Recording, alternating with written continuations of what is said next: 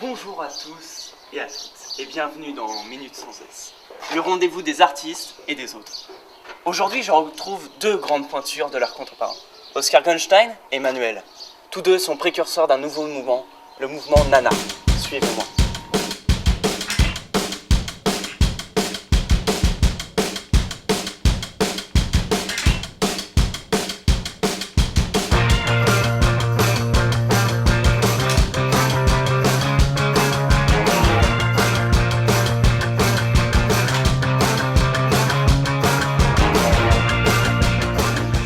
Est une de ces pépites aux saveurs et aux parfums exquis et doux. Doux, et plutôt devrais-je dire douce comme la bière qu'on y boit. J'y retrouve Oscar Gunstein, Manuel et Janine de Crécy, leur galeriste. Suivez-moi, ils nous attendent.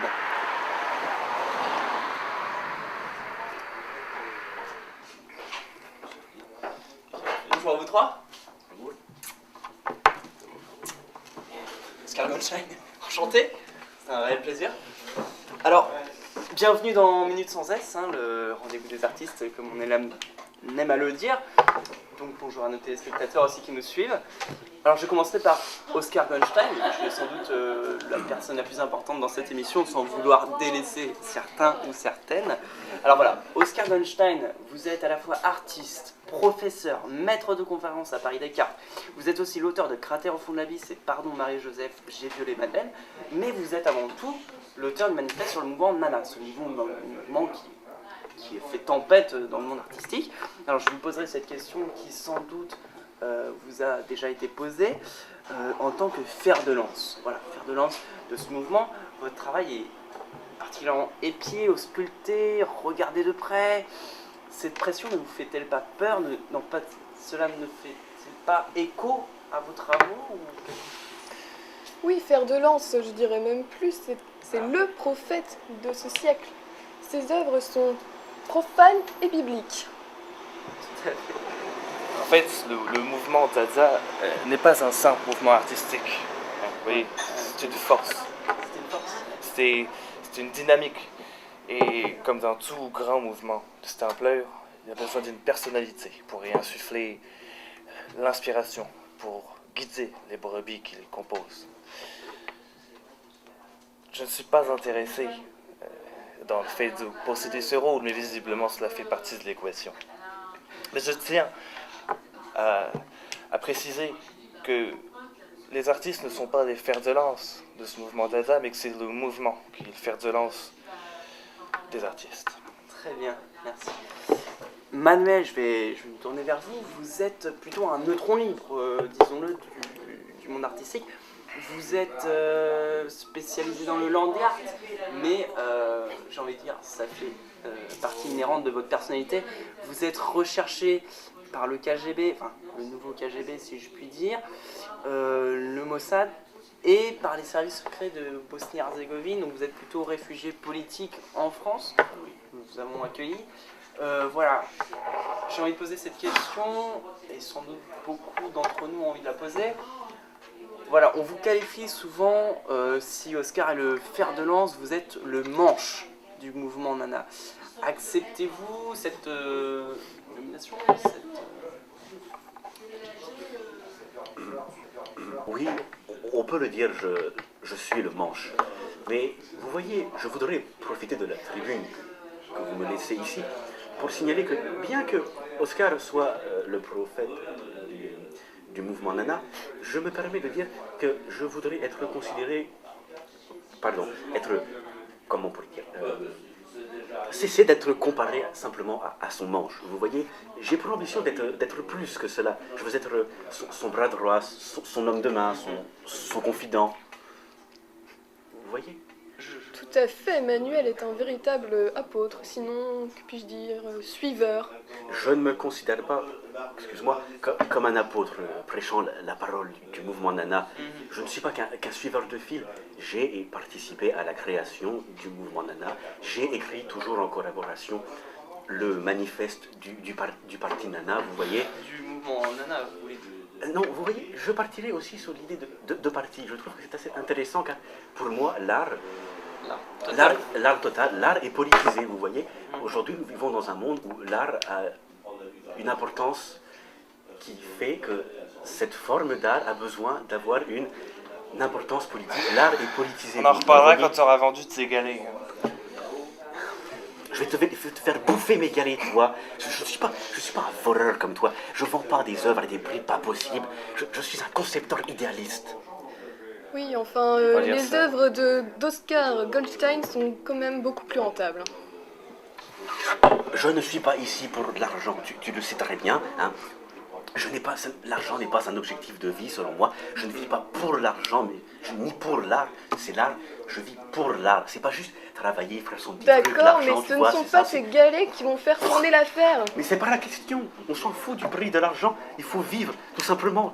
Tu peux comprendre ça. Business Tu is vis très business, bien, mon tu vis coco. très bien avec lui. C'est pas compliqué. Parole de perdant. Ouais, bah retourne chez toi, Berbrousse. Hein. Je ne suis pas loup, je suis blond vénitien, connard. Arrête de me faire chier avec ça. T'es chiant avec tes couleurs. Putain, t'es quelle couleur toi? On voit l'évolution du personnage. Bonjour, nous allons aujourd'hui dans l'atelier d'Oscar Goldstein, chef de file du mouvement Nana. Peintre, sculpteur, metteur en scène de lumière et de mouvement, Oscar Goldstein est un de ces génies, un révolutionnaire de l'art au service de l'art et du monde. Suivez-moi dans cet univers troublant et troublé. Oscar, bonjour. Bonjour. Oh, dites-nous, vous êtes sur une œuvre là? Qu'êtes-vous en train de réaliser? Exactement. Et écoutez, mon travail en fait repose sur une sorte de cadence entre les mouvements et l'improvisation qui m'entoure. Vous voyez.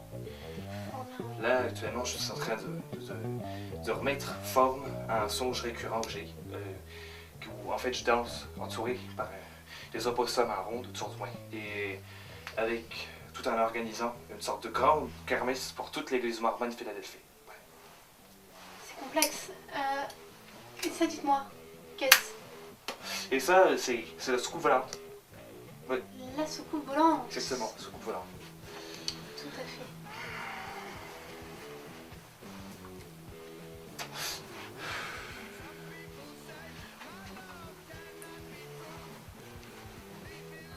Mais vous êtes également amateur de cinéma?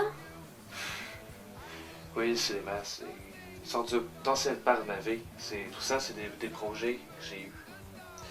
Et qui m'ont malheureusement été volés pour certains. Vous êtes à l'origine de ces affiches? Oui, complètement. Mais je me suis fait voler et maintenant ce n'est plus qu'une sorte de trace de mon passé, une sorte de souvenir. Quand?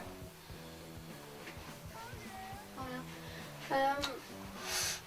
Donc c'est ici que vous travaillez, ou que vous puisez toute cette inspiration, ou il y a d'autres sources peut-être? Eh bien, à l'intérieur de mon travail, j'essaie d'une sorte de m'inspirer de tout ce qui m'entoure, de l'univers, oui. Je pense que l'univers est quelque chose de très important dans la création artistique. D'où la soucoupe volante? Non. Ah, et ça, qu'est-ce, un nouveau projet également? Ça, c'est mon déjeuner, idiote. Oscar Goldstein est également professeur d'art à Paris Descartes. Nous avons assisté à l'un de ses cours. Préparez-vous.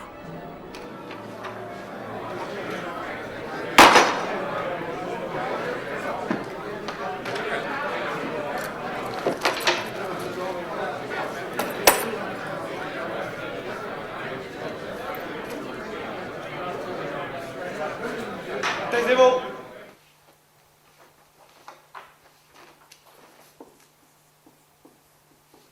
Oscar! Goldstein.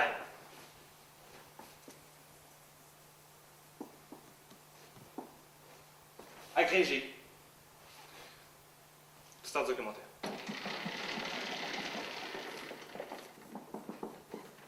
Cours numéro 1.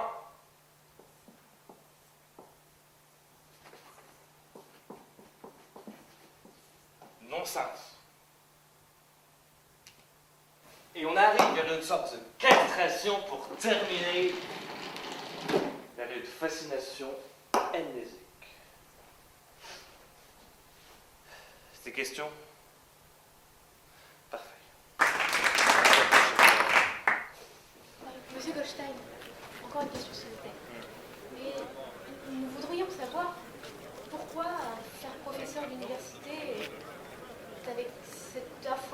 le vôtre. Et qu'est-ce qui vous a convaincu de faire ceci? Est-ce l'aspect de la transmission du savoir ou plutôt celui pécuniaire? Je dirais qu'en fait, cet emploi me permet de pouvoir affiner ma création dans l'ombre. Et enfin, j'assiste à l'émergence de la nouvelle vague artistique. Mais en effet, le salaire est plutôt commode pour la création. On parle également beaucoup de votre cher confrère Manuel, avec qui vous avez écrit ce manifeste Nana. Quelle est votre vision sur ce jeune artiste plein d'ambition, semble-t-il? Manuel, je le connais.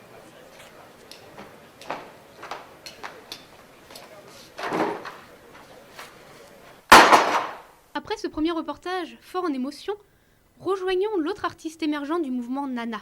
Manuel, dites-nous, où puisez-vous donc toute cette inspiration? Eh bien, je dirais que je ne suis pas inspiré par les choses, mais que je suis ces choses, et que mon art est issu de ce cercle d'auto-inspiration. Vous faites donc partie de ces artistes... Je préfère le terme de révélateur de beauté. Révélateur de beauté. Très bien. Donc, vous faites partie de ces révélateurs de beauté, comme vous dites si bien, qui font ce qu'on appelle du land art. Oui. Également co-auteur du manifeste Nana. Mais pourquoi avoir choisi ces formes d'expression, ou cette forme d'expression? Land art, Nana, une seule, deux choses? Voilà une question aussi pertinente que futile. En effet, je vois le land art pas simplement comme une forme d'art. Le land art, c'est la vie, c'est le monde. L'art est quelque chose qui est dans le monde. Le monde est art. Alors, vous voyez, mon travail en tant que révélateur de beauté, c'est de enlever la couche de crasse que les gens ont dans leurs yeux afin de découvrir la beauté. Mon travail est d'enlever cette couche afin de leur montrer le monde, de leur montrer le beau. Vous voyez? Je vois tout à fait. Comme avec cette œuvre, expliquez-nous peut-être sa portée symbolique. Expliquez-nous vraiment ce que vous avez voulu apporter par cette composition. C'est une composition. Certes, c'est une composition. Je ne sais pas s'il y a véritablement une portée. Vous voyez, je fais les choses telles qu'elles viennent. Vous voyez ici, l'œuf représente la nativité. J'ai fait cette production, nous étions proches de Pâques. Donc l'œuf, le symbole de l'œuf me paraissait évident. Oui. La montre symbolise également le temps qui passe. Les pommes sont sphériques comme le monde. Et le rasoir, c'est la vie, c'est la mort qui est arrachée. Vous voyez, la vie est arrachée par la mort. Elle est détruite. Voilà, c'est simple. C'est simplement cela. C'est la vie. C'est puissant. Permettez-moi de développer un nouveau point, Manuel. On entend beaucoup de critiques dans le monde de l'art concernant votre œuvre, vos compositions, votre vision des choses. Le côté nana, le côté land art, tout cela paraît assez... Tout cela est très critiqué dans le monde artistique. Qu'avez-vous à dire? Qu'avez-vous à répondre à vos détracteurs? Je n'aurais rien à répondre à ce genre de gens. Vous voyez, je ne cherche pas à créer quelque chose. Je ne suis pas un artiste qui cherche à avoir une image de marque. Je ne cherche pas à faire les produits manuels. Vous voyez, je ne cherche pas à être une marque. Je crée les choses. Les choses sont créées grâce à moi. Je ne suis qu'un moyen de transmettre les choses. C'est créé pour montrer aux gens. Je n'existe pas. L'art existe, mais moi, je n'existe pas. Ce que je fais, je le fais pour les autres, pas pour moi. Mon art est assez sommaire. C'est d'ailleurs pour cela que je vis dans un lieu modeste. Mais je ne cherche pas à vendre mes œuvres. Vous voyez, je ne suis pas qu'un simple artiste qui cherche à créer et à vivre de ce qu'il fait. Vous voyez, c'est tout bête. Mais enfin, donc, monsieur Noël. On n'aurait peut-être pas dû aborder cette question. Non. Il faut l'aborder. Aujourd'hui, l'art est vu comme quelque chose de matérialiste, de capitaliste. C'est rien ça. Vous voyez, je peux faire ça, comme ça. Voilà, c'est rien. L'art, c'est rien. Vous voyez, je peux faire ce que je veux. Mais aujourd'hui, on voit les gens les capitalistes qui ont ruiné l'art en la transformant en quelque chose de commercial. Tous ces artistes qui développent leur pseudo-talent, leur expression et qui vendent leur pseudo-art à des prix exorbitants. Je ne vends pas d'œuvres, je n'en vends presque pas. Mais celles que je vends, je les vends à des prix justes. Votre vision de l'art est donc assez marginale. Ça, vous avez développé ici. Cette vision, ça fait Manuel. Vision. Ah!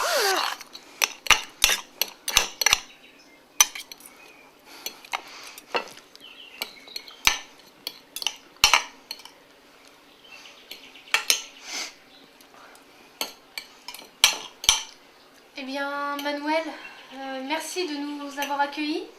Et merci d'avoir répondu si intensément à nos questions. Et nous nous disons à bientôt dans Minutes sans S pour de nouvelles enquêtes au cœur de l'art.